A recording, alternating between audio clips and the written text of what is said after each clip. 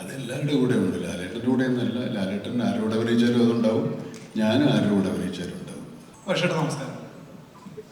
ഈ സിനിമയുമായി ബന്ധപ്പെട്ട് അതിൻ്റെ സെൻസറിങ്ങിലേക്ക് വരുമ്പോൾ വില്ലൻ്റെ പേരുമായി ബന്ധപ്പെട്ട് ചില വാർത്തകൾ പുറത്തു വന്നിരുന്നു.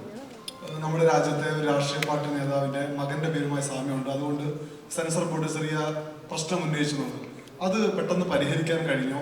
ഇത്തരം ഒരു എഴുത്തുകാരൻ്റെയോ അല്ലെങ്കിൽ ഒരു സംവിധായകൻ്റെയോ ഒക്കെ ചിന്തയിലും എഴുത്തിലൊക്കെ വരുന്ന കാര്യത്തിന് വല്ലാതെ കട്ടി വീഴുന്നുണ്ട് ഈ കാലത്ത് എന്നൊരു തോന്നലുണ്ടോ? അതിൽ മഹേഷ് ഏട്ടൻ്റെയും മമ്മൂക്കയുടെയും പ്രതികരണം പ്രതീക്ഷിക്കുന്നു. ഈ പടത്തിൻ്റെ സെൻസറിങ് ജോലികൾ കഴിഞ്ഞു. അതായത് ഈ പ്രശ്നങ്ങളൊന്നുമില്ല. സർട്ടിഫിക്കറ്റ് കയ്യിൽ കിട്ടാനുള്ളൊരു കാത്തിരിപ്പ് മാത്രമേ ഉള്ളൂ. ബാക്കി ജോലികൾ കഴിഞ്ഞു. മറ്റു കാര്യങ്ങളെക്കുറിച്ച് എനിക്ക് തോന്നുന്നു നിങ്ങൾക്ക് തന്നെ സെൻസർ കാർഡുകളൊക്കെ വന്നു കഴിയുമ്പോൾ നിങ്ങൾക്ക് മനസ്സിലാവും മറ്റു കാര്യങ്ങൾ.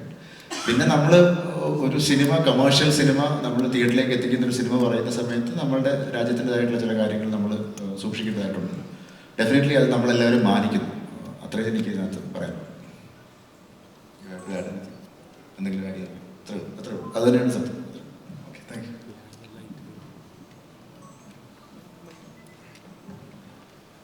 മാഷേട്ടാ, ഇപ്പോൾ ഈ ട്രെയിലറിൽ പറഞ്ഞ പോലെ സോഷ്യൽ സ്കോർ, അതുപോലെ ഇതിൽ പറഞ്ഞിരിക്കുന്ന പല കാര്യങ്ങളും വളരെ സാധാരണക്കാരനായ സിനിമ കാണാൻ വരുന്ന സാധാരണ പ്രേക്ഷകരുണ്ടല്ലോ കേരളത്തിലുള്ള, വളരെ അന്നന്നത്തെ അന്നം ഉണ്ടാക്കി ജീവിക്കുന്ന സാധാരണ പ്രേക്ഷകർ, ഇവർക്ക് ഇത്രയും ഒരു ഉയർന്ന തോട്ട് പ്രോസസ്സ് എത്രത്തോളം കണക്റ്റ് ആവുന്നുള്ളൊരു ചിന്ത എപ്പോഴും തോന്നിയിട്ടുണ്ടോ? ഇവിടെ വന്നിരിക്കുന്ന ഒരു 100% ആളുകൾ ഫോൺ ഉപയോഗിക്കുന്നവരാണെന്ന് തോന്നുന്നു. ഫോൺ ഉപയോഗിക്കുന്ന എല്ലാവർക്കും മനസ്സിലാവും, സിനിമ മനസ്സിലാവും. സോഷ്യൽ സ്കോർ എന്താണെന്നാണോ ഉദ്ദേശിച്ചത്? അത് സിനിമ വിശദീകരിക്കും. അതുവരെ വെയിറ്റ് ചെയ്യാം. മതി.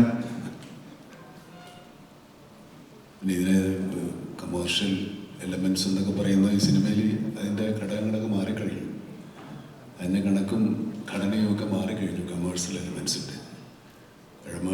എലമെൻസിൻ്റെയും സ്റ്റാർ വാല്യൂവിൻ്റെയും ഒക്കെ മാനങ്ങളൊക്കെ മാറിക്കഴിഞ്ഞില്ലേ.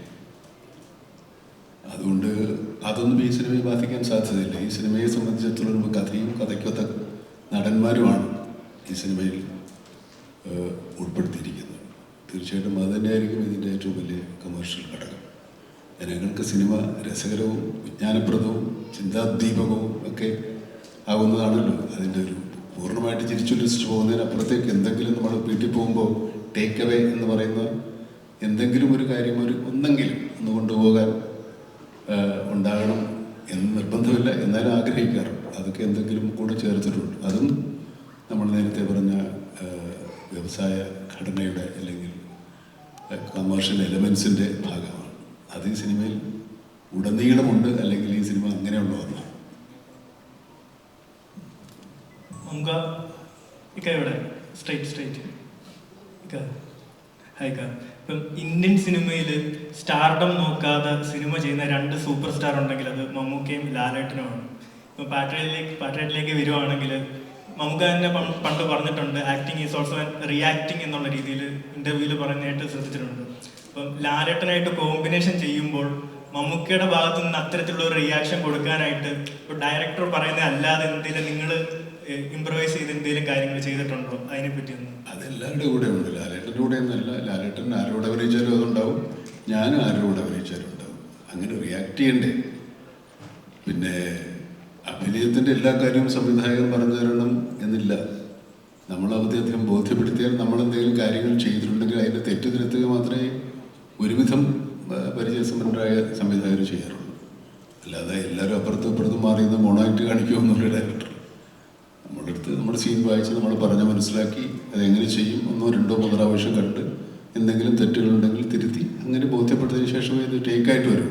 ടേക്ക് എടുത്താലും അത് അദ്ദേഹം ഉദ്ദേശിക്കുന്ന തരത്തിൽ പൂർണ്ണമായ ഒരു പ്രകടനം ഉണ്ടായതിനു ശേഷമേ അത് ഓക്കെ ആകും. അപ്പോൾ അത് നടന്മാരുടെയും സംവിധായകരുടെയും ഒക്കെ ചുമതലകൾ നിർവഹിക്കലാണ്.